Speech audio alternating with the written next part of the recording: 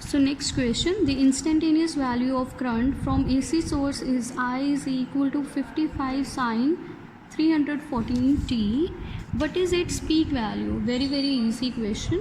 ठीक है, हमें करंट की वैल्यू गिवन है, हमें पीक वैल्यू बतानी है, सिर्फ RMS नहीं, पीक वैल्यू. ठीक है, सो देखो करंट की पहले हम इक्वेशन लिखेंगे, इसे जनरल इक्वेशन से कंपेयर करेंगे जो क्या है हमारे पास, I is equal to I nought sine omega t. ठीक है, आई नोट के प्लेस में क्या है 55, हमें फाइंड करने को क्या बोला है, पीक वैल्यू. सो पीक वैल्यू कितनी होगी 55 ampere. Okay, so next again very easy, what is the peak value of 220 volt AC supply. ठीक है, तो जैसे मैंने आपको बताया था, जो भी वोल्टेज की वैल्यू गिवन होगी ये RMS वैल्यू होगी. ओके, RMS वैल्यू है हमारे पास, हमें पीक वैल्यू फाइंड करनी है, तो RMS वैल्यू और पीक वैल्यू का रिलेशन है हमारे पास.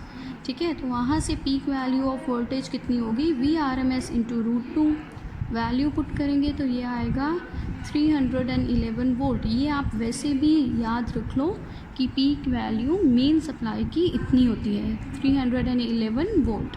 ये RMS सप्लाई है. ओके, सो नेक्स्ट कुछ क्वेश्चंस मैंने EMI इलेक्ट्रोमैग्नेटिक इंडक्शन से दोबारा से किए हैं. यहाँ see, a railway track running north south has 2 parallel rails 1 metre apart. Railway track है, आपको पता है 2 लाइन्स हैं. ठीक है, 2 पैरेलल रेल्स हैं. ओके, एंड ये आपस में 1 मीटर अपार्ट है, नॉर्थ साउथ डायरेक्शन में है. Calculate the value of induced EMF between rails when a train passes at a speed of 90 kilometre per our. उन्होंने हमें EMF इंड्यूस्ड फाइंड करने के लिए बोला है और ट्रेन पास कर रही है इतनी स्पीड से, मीन्स वेलोसिटी गिवन है या स्पीड गिवन है. ठीक है, horizontal component of earth's magnetic field at that place is this. Horizontal component of earth की मैग्नेटिक फील्ड का हमें गिवन है और एंगल ऑफ डिप भी हमें गिवन है 60 डिग्री. तो EMF यहाँ फाइंड कैसे करें. सी, मैंने आपको बताया था जब भी वेलोसिटी गिवन हो, लेंथ गिवन हो, जैसे यहाँ डिस्टेंस गिवन है 1 मीटर अपार्ट, वेलोसिटी या स्पीड गिवन है, तो हम EMF का फॉर्मूला कौन सा लगाएंगे, EMF is equal to BLV. Velocity है, लेंथ है, मैग्नेटिक फील्ड हम फाइंड करेंगे. कैसे फाइंड करना है उसे ध्यान से समझना है अब आपको. सो सॉल्यूशन में मैंने सबसे पहले गिवन लिखा है, लेंथ गिवन है, वेलोसिटी किलोमीटर पर आवर में थी, मीटर पर सेकंड में चेंज करने के लिए किलोमीटर, 1000 मीटर, आर 3600 सेकेंड्स. ठीक है, डिवाइड कर दिया है. डेल्टा डिप गिवन है 60 degree. Horizontal component BH is given this. देखो यहाँ पर हॉरिजॉन्टल कंपोनेंट जो है अर्थ की मैग्नेटिक फील्ड का, वो कोई भी EMF इंड्यूस नहीं करेगा, क्योंकि ट्रेन जो है वो भी हॉरिजॉन्टल डायरेक्शन में ही मूव कर रही है. ट्रेन भी इसी अलोंग, हॉरिजॉन्टल कंपोनेंट भी इसी अलोंग, तो कोई भी EMF इंड्यूस नहीं होगी हॉरिजॉन्टल कंपोनेंट के कारण. तो EMF इंड्यूस कौन करेगा, अर्थ का वर्टिकल कंपोनेंट, अर्थ की मैग्नेटिक फील्ड का वर्टिकल कंपोनेंट. ठीक है, अगेन हॉरिजॉन्टल कंपोनेंट जो है मैग्नेटिक फील्ड का, वो कोई भी EMF इंड्यूस नहीं करेगा. तो EMF कौन प्रोड्यूस करेगा, वो प्रोड्यूस करेगा वर्टिकल कंपोनेंट ऑफ अर्थ. तो उसे हम फाइंड कर लेते हैं.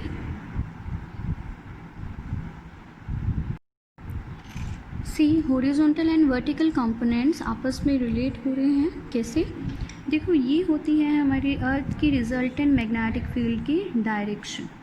ओके, एंड इस लाइन के साथ, मींस हॉरिजॉन्टल एक्सिस के साथ या इक्वेटर के साथ अर्थ कितना एंगल बनाती है, डिप, डेल्टा. सो इस टोटल मैग्नेटिक फील्ड को हम रिजॉल्व करेंगे. इस साइड आएगा BH हॉरिजॉन्टल कंपोनेंट और ये आएगा वर्टिकल कंपोनेंट. ठीक है, तो यहाँ पर हम tan डेल्टा लगा देंगे. tan delta will be perpendicular, ये क्या होगा, BV by base is BH. ठीक है, सो यहाँ से BV निकालेंगे. BV is BH tan delta. BH की वैल्यू हमें गिवन है tan delta, angle of dip हमें गिवन है 60 डिग्री. तो यहाँ से BV आएगा 0.52 इंटू 10⁻⁻⁴ वेबर मीटर इनवर्स के. ये वेरी वेरी इंपॉर्टेंट है न्यूमेरिकली, ठीक है। अगर बेस क्लियर है हॉरिजॉन्टल एंड वर्टिकल कंपोनेंट का तभी ये अच्छे से होगा, अदरवाइज़ प्रॉब्लम आएगी। tan 60√3 होता है, तो मैंने वैल्यू यहाँ लिख दी है। अब देखो BV आ गया है हमारे पास, लेंथ है, वेलोसिटी है, तो EMF फाइंड करेंगे। So EMF E is equal to BV/LV। BV की वैल्यू अभी आपने फाइंड की है, लेंथ 1 मीटर, दोनों में डिस्टेंस ले लेंगे 1 metre, and VV 90 kilometre per hour थी, उसे मीटर पर सेकेंड में कन्वर्ट करने के लिए 1000/3600 से मल्टीप्लाई कर दिया। So we'll get EMF is equal to 1.3 into 10⁻³ volt. Very very important question, okay? Next question, again very very important question, तो ये भी अच्छे से करना। इसमें देखो हमें क्या गिवन है, a wire 88 centimetre long bent into a circular loop is placed perpendicular to the magnetic field of density, ये गिवन।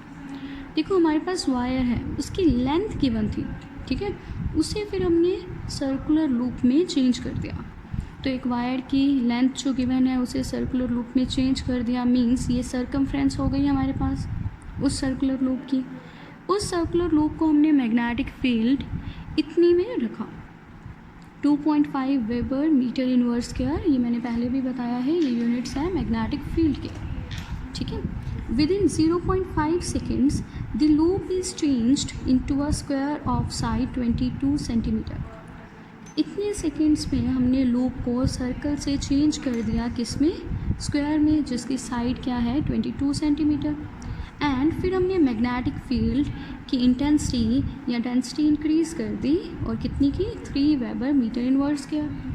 हमें कैलकुलेट करना है EMF इंड्यूस्ड।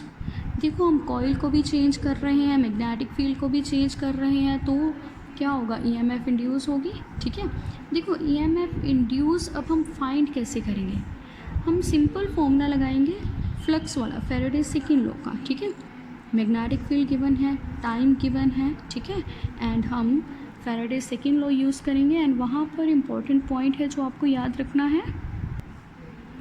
सॉल्यूशन में सबसे पहले गिवन लेंथ थी 88 सेंटीमीटर, मीटर में कन्वर्ट कर दी है। अब जैसे मैंने बताया, इस लेंथ को हमने सर्कल में चेंज कर दिया, सर्कुलर लूप बना दी इस वायर से, तो ये क्या है, सर्कमफ्रेंस ऑफ सर्कल। फर्स्ट इतनी मैग्नेटिक फील्ड में इसे रखा, फिर इसी लूप को चेंज कर दिया स्क्वायर में, जिसकी साइड ये है, इसे मीटर में कन्वर्ट कर दिया, और मैग्नेटिक फील्ड भी चेंज कर दी, कितने टाइम में, इतने टाइम में। तो EMF कैसे फाइंड करेंगे, Faraday second law, -dϕ/dt, -dϕ means change in flux, -φ2 -φ1/dt, dt is given, flux φ2 and φ1 नहीं गिवन। ये कहाँ से फाइंड करेंगे, जो दो कंडीशंस हमें गिवन है। φ1 इस वायर को जब हमने सर्कल में टर्न किया वहाँ से फाइंड करेंगे, φ2 उसी वायर को जब हमने स्क्वायर में टर्न किया वहाँ से फाइंड करेंगे, ठीक है। सी φ1 फ्लक्स का formula B into area, so B1 into area A1। B1 हमें गिवन है 2.5 weber metre inverse square, area नहीं गिवन, तो एरिया हम फाइंड करेंगे। सी फर्स्ट केस में हमने वायर को चेंज किया था सर्कल में, तो वायर का सर्कल बना दिया, तो ये सर्कमफ्रेंस गिवन है। तो सर्कल का एरिया क्या होता है, πr², तो उसके लिए रेडियस चाहिए। तो देखो ये सर्कमफ्रेंस तो है हमारे पास, यहाँ से हम रेडियस निकाल लेंगे।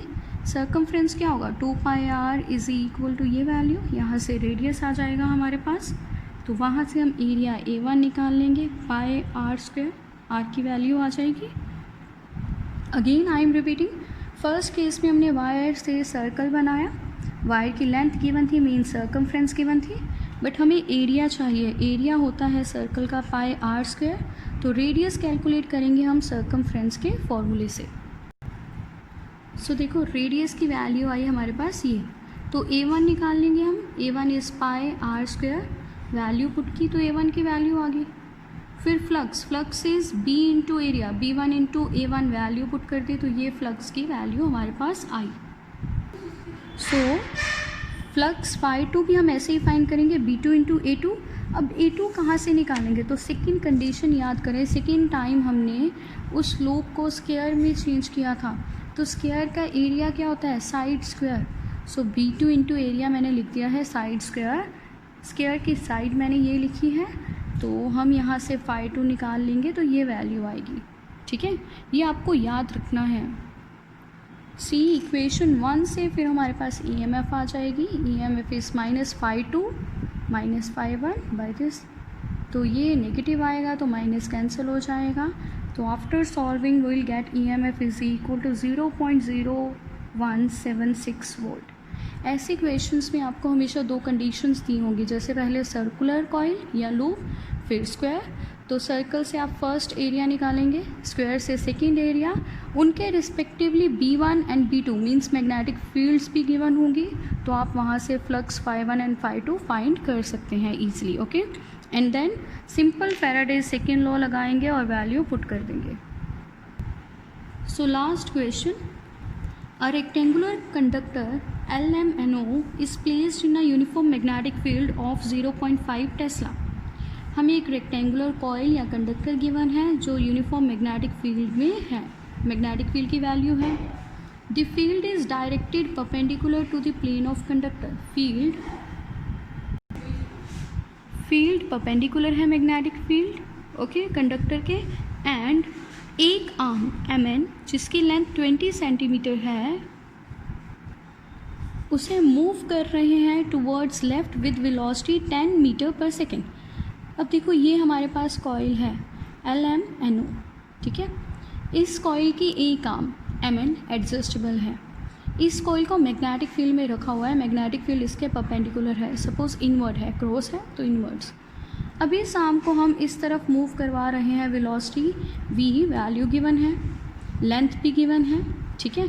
तो हमें EMF इंड्यूस्ड फाइंड करना है फर्स्ट, देन करंट फाइंड करना है अगर रेजिस्टेंस इस आर्म का हमारे पास 5 ओम है। ओके, सी सॉल्यूशन में मैंने गिवन लिखा है, given magnetic field, length centimetre में है, मीटर में चेंज कर दी, वेलोसिटी गिवन है, रेजिस्टेंस गिवन है। फर्स्ट हमें EMF फाइंड करना है, तो मैंने आपको बताया था जब भी लेंथ एंड वेलोसिटी गिवन होगी EMF का फॉर्मूला BLV यूज़ करेंगे, तो EMF 1 वोल्ट आई। हमें रेजिस्टेंस गिवन है, करंट B फाइंड करना है, सो ओम्स लॉ लगाएंगे simply, current I is equal to E/R means 1/R means 1/5 and current आएगा 0.2 ampere. So this is the end of unit 4। Thank you.